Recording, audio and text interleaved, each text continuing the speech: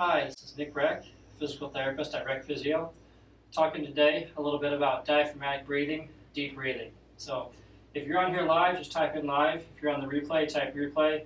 The comments just help Facebook algorithm send this to more people. So if you think it's a good video, just leave a comment. So diaphragmatic breathing. Where I start with most people is sitting and in a reclined position, because if your trunk is stable, it helps you focus on your diaphragm.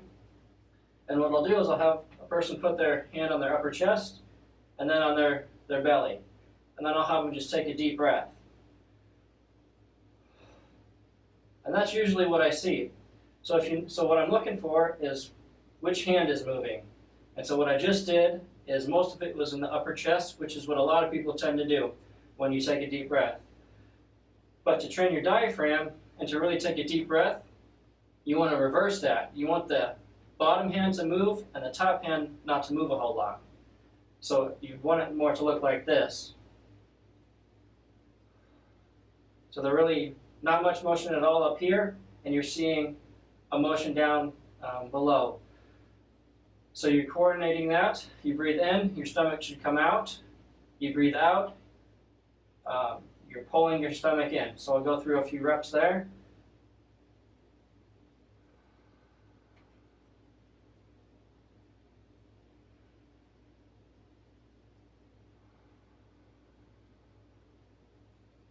And so when you cycle those together, you want to pause maybe for just a little bit when you breathe in at the most inhalation time, and then pause for a second, and then you breathe out. And ideally, you want to try to breathe out at least twice as long as you breathe in. That helps get all the air out, and you're also activating your transverse abdominis muscle in your abs to push the air out. And then as you breathe in, your diaphragm is pulling it down. So I'll do that one more time here. In, you expand, you're working your diaphragm, and then out, pulling your belly button in toward your spine, and trying to breathe out for as long as you can.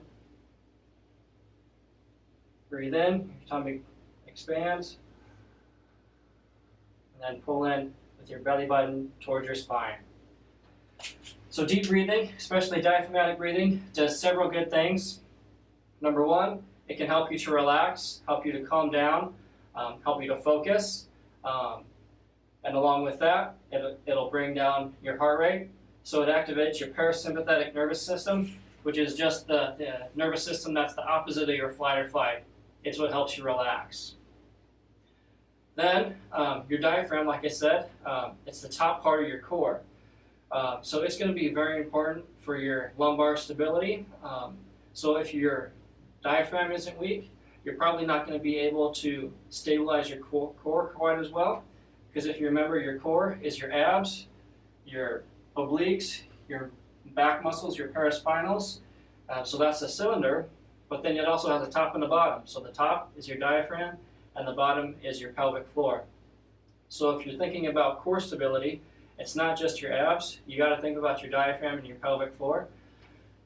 So if you're not able to stabilize all parts of that cylinder, or a lot of people will call it like a pop can, if the whole thing isn't stable, you're going to leak out pressure, and so you're going to, if your diaphragm isn't stabilizing there, your whole core probably isn't going to be quite as stable as it could be.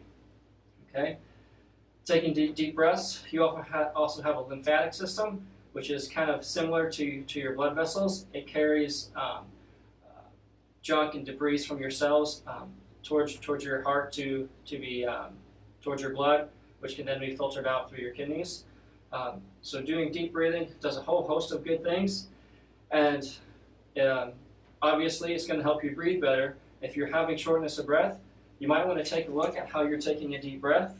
If you're doing most of it with your upper chest, you're not using half of your lungs. And so if you're able to activate that diaphragm and use your diaphragm to get the air to all parts of your lungs, you're going to breathe better. Your endurance is going to improve. And then if you're having back pain, something to think about would be how well is your diaphragm working. So several good things to do. If you're having trouble coordinating it sitting up, try doing it laying down. So have a pillow, have your knees bent up, and be relaxed like this, and try to work on that coordination. So if doing it sitting up isn't quite working for you, if that's hard to coordinate, try to do it laying down.